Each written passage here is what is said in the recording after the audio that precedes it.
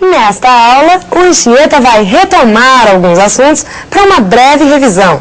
Através de exercícios, vamos rever um pouco sobre progressão aritmética, progressão geométrica, análise combinatória e probabilidade. Olá pessoal, tudo bem? Vamos à nossa primeira aula de revisão de álgebra então, destacando os seguintes assuntos que aparecem com bastante frequência nos exames aí. A parte de séries, sucessões numéricas, progressão aritmética, progressão geométrica, tá certo? A parte de análise combinatória e probabilidade. Então são 4 assuntos quentes para vocês que vocês têm que ficar ligados.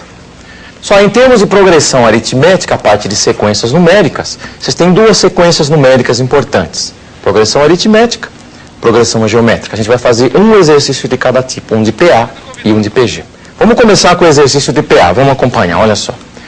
Então o exercício da PUC de Minas Gerais, ele diz o seguinte, olha só. Bolas são arranjadas para formar um triângulo, de tal modo que a primeira linha seja formada por uma bola, a segunda por 2 bolas, a terceira por 3 bolas e assim por diante. Quantas linhas de bolas são usadas ou são necessárias, tanto faz, né? Se o número total de bolas é 120. Quer dizer que vocês têm um total de 120 bolas. A gente sabe o seguinte, na primeira tem uma, na primeira linha tem uma, na segunda tem 2, na terceira tem 3 e assim por diante. Quantas linhas eu preciso, de tal forma que o total de bolas, formando um triângulo, né, da maneira que foi comentado, de tal forma que o total seja 120. Essa é a pergunta do exercício. Só vamos ver a resolução, olha só. Eu fiz até um esquema para vocês entenderem aqui, ó. Na primeira linha vocês têm uma, na segunda linha 2, na terceira tem 3. Na enésima linha ou na última linha, é evidente que vocês terão quantas? Vocês terão N bolas, pela própria lei de formação. Na primeira tem uma, na segunda tem 2, na terceira tem 3, na quarta tem 4. Então na enésima linha ou na última, N bolas. E vocês vão perceber o seguinte, o 120 que ele deu, praticamente a única informação que ele deu, esse 120 é o total de bolas, ou seja, é a soma do total de bolas consideradas no exercício. Então isso passa a ser um S de índice N. E claro que, olhando para a sequência, né, na primeira tem uma, na segunda tem 2, etc., fazendo a tradução, a gente percebe imediatamente o seguinte, trata-se de um problema de progressão aritmética. Progressão aritmética, aonde o primeiro termo é 1, primeira bola, o segundo termo 2, as 2 bolas da próxima linha, o terceiro 3, o quarto termo 4, etc. O último termo, o enésimo termo N, está aqui. Então, identificando aqui, escrevendo, né, o primeiro termo é 1, a razão é 1, o último termo A de índice N, no caso é o próprio N. E o S de índice N é o 120, quer dizer, o 120 o que é? É o total de bolas que vocês vão arranjar, o total de bolas. Então, na realidade, a pergunta do exercício, a enésima linha, basta descobrir o N. Então, a pergunta é exatamente o N, N interrogação. É só questão de vocês lembrarem da fórmula que me dá o seguinte, a soma dos N primeiros termos de uma progressão aritmética. O S de índice N, lembra dessa fórmula? A1 mais AN dividido por 2 vezes N. Essa é a fórmula da soma de PA.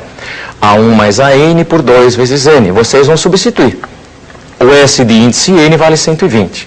O primeiro termo é 1, o A de índice N é o próprio N. O 2 embaixo, o N multiplicando. Então vocês recaíram numa equação do segundo grau na variável N. Posso jogar esse 2 multiplicando, 240, 1 mais N vezes N. Distribuindo, né, colocando na forma tradicional de equação do segundo grau, olha a equação que vocês recaem. N ao quadrado mais N menos 240 zero. Só resolvendo, usando a fórmula do Bhaskara, né?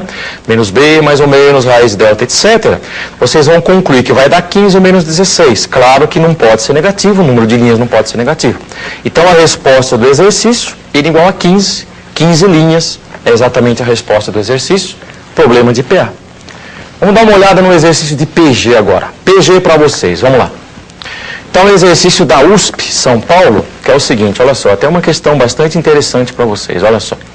Divide-se um segmento de comprimento M em 3 partes iguais e retira-se a parte central. Para cada um dos segmentos restantes, repete-se o processo, retirando-se suas partes centrais, e assim sucessivamente. Ele pede o seguinte, para vocês calcularem a soma dos comprimentos retirados. Só tem um segmento de tamanho M, e o que vocês vão fazer vai ser o seguinte, vocês vão retirar a parte central. Se o tamanho do segmento é M, e vocês retiram, quer dizer, dividir em 3 partes e retira a parte central. É claro que parte que vocês retiraram? Exatamente o m sobre 3. Então, este pedaço é o m sobre 3. Muito bem. Agora, dos outros 2 pedaços que sobraram, este primeiro e este segundo, vocês vão repetir o processo, quer dizer, eu continuo tirando a parte central. Quer dizer que eu vou tirar a parte central e vai sobrar 2 pedaços aqui e mais 2 pedaços do lado de cá. Agora, é lógico, se o total do segmento é m, e vocês dividirem em 3 e retirar a parte central, é claro que isso vale m sobre 3. O detalhe, quanto que vale esse segmento aqui? Ó? Este aqui é m sobre 3, este é m sobre 3 e este aqui também. Retirar a parte central, m sobre 3. Quanto é que mede mesmo isso aqui? É o m sobre 3. Se eu divido em 3, então este pedaço vale quanto agora? É o m sobre 9. Quantos m sobre 9 eu tenho? Eu tenho este aqui e esse. Tá certo? Dando uma olhada na próxima tela, vocês vão concluir, vão entender exatamente o que eu falei, olha só. Então, a parte central é o m sobre 3, já tínhamos concluído aqui é o m sobre 9, aqui vai ser o m sobre 9. Quantos segmentos sobraram? 4. Primeiro, segundo, terceiro, quarto. O que tem que fazer? Eu preciso pegar cada um deles e dividir em 3 partes de novo. Então, seguindo a lei de formação, é fácil perceber que agora vocês teriam um segmento de que tamanho? Se eu pego o restante e divido em 3, isso vai dar exatamente o m sobre 27. E como ele quer a soma, então vocês vão notar o seguinte, nós recaímos numa série geométrica infinita convergente. O primeiro pedaço que vocês tiraram, m sobre 3, está aqui. E depois, 2 pedaços de tamanho m sobre 9. Depois, 4 pedaços de tamanho m sobre 27. Percebe-se facilmente que vocês têm uma progressão geométrica escondida aqui, ó. E a série geométrica qual que é? M sobre 3, mais 2 que multiplica M sobre 9, mais 4 que multiplica M sobre 27, assim por diante. Então, série geométrica infinita convergente. Por quê? Porque a razão é 2/3, é fácil perceber, né? Deste termo para este, vocês multiplicaram por 2/3. M sobre 3 vezes 2/3 vai dar 2M sobre 9. Então, a razão é 2/3 e vai convergir porque a razão está entre menos 1 e 1. Agora, é só questão de vocês lembrarem da fórmula. O limite da soma ou série geométrica infinita convergente. Quem que é o S? A1 sobre 1 menos Q. O A1 é o primeiro termo e o Q é a razão. Então, o S quanto vai dar? O primeiro termo é o M sobre 3, olha ele aqui, ó. M sobre 3. 1 menos a razão. A razão é 2/3, até indiquei para vocês as contas aqui, ó. Basta dividir, como é que acha a razão de PG, lembram? Divide o segundo termo pelo primeiro, é uma escolha possível. Normalmente uma escolha fácil. Divide o segundo pelo primeiro, isso vai dar 2/3. M sobre 3 é o primeiro termo. 1 menos a razão, 1 menos 2/3. 1 menos 2/3 vai dar 1/3. M sobre 3 dividido por 1 sobre 3, cancela o 3 da M. Então, a grande resposta, ou acho que curiosidade que vocês vão concluir, qual que vai ser? Que a soma dos segmentos dá exatamente quem? O segmento original. Quer dizer que vocês tinham lá um segmento de medida M, dividido em 3, retirando a parte central, fazendo a soma, a hora que vocês fizeram a soma, deu exatamente o próprio comprimento. É isso. Probleminha de PG, interessante, importante e curioso para vocês. Só vamos dar uma olhada no exercício de análise combinatória, que é outro assunto quente para vocês. Vamos lá. Então, exercício da Unesp São Paulo. Um examinador dispõe de 6 questões de álgebra e 4 de geometria, para montar uma prova de 4 questões. Tudo bem. Quantas provas diferentes ele pode montar usando 2 questões de álgebra e 2 questões de geometria? Quer dizer que vocês têm, então, 6 questões de álgebra, 4 de geometria. Eu quero montar uma prova que tenha 4 questões. Aonde, nessa prova, é lógico, eu quero usar 2 questões de álgebra e 2 questões de geometria. Então, olha a condição do exercício. Das 6 que vocês têm lá de álgebra, eu vou escolher 2. E das 4 de geometria, eu também escolho 2. E é evidente que a ordem não importa, né? Quer dizer, a questão álgebra 1, álgebra 2 numa prova é a mesma que álgebra 2, álgebra 1. Quer dizer, álgebra 1, álgebra 2 é a mesma coisa que álgebra 2, álgebra 1. Por isso que é um problema de combinação. Um problema de combinação. Volta para cá. Então, se dá 6 eu escolho 2 e é um problema de combinação, combinação de 6 elementos tomados 2 a 2. De 4 eu escolho 2, combinação de 4 elementos tomados 2 a 2. Agora, olha o detalhe, vocês têm um conectivo E, quer dizer, de 6 eu escolho 2 e de 4 eu vou escolher 2. Então, o conectivo E, vocês traduzem na forma de produto. Resposta do exercício, combinação de 6 elementos tomados 2 a 2 vezes combinação de 4 elementos tomados 2 a 2. Se vocês calcularem, combinação de 6 elementos tomados 2 a 2, isso vai dar 15, é só calcular. Lembrando a definição que a gente comentou. E a combinação de 4 elementos tomados 2 a 2 vai dar 6. Fazendo essa conta, 15 vezes 6, isso vai dar 90. 90 tipos de prova, 90 provas diferentes ele tem condições de aplicar. Só aí depois de análise combinatória a gente vai ver probabilidade, que é bastante também quente para vocês. Vamos acompanhar. Então, o exercício da OSEC de São Paulo, olha só. Um casal planeja ter 5 filhos. Vai com calma, muito bem. O que mais? Admitindo-se que sejam igualmente prováveis os resultados, 2 pontos, filho do sexo masculino e filho do sexo feminino, qual a probabilidade do casal ter no máximo um filho do sexo masculino? Bom, no máximo um filho do sexo masculino, o que significa isso? Nenhum menino ou um único menino. Só vamos começar a interpretar esse um único menino para ficar fácil vocês entenderem nenhum menino. Claro que trata-se de um problema de lei binomial de probabilidade. Então, este 5 que aparece aqui, ó, vocês vão notar o seguinte, esse 5 tem exatamente a ver com os 5 filhos, não é? Esse 1 que aparece seria que evento? O evento, um único menino. Então, esse 5 normalmente para vocês na teoria é o N, onde o N é o número de vezes que se repete o experimento.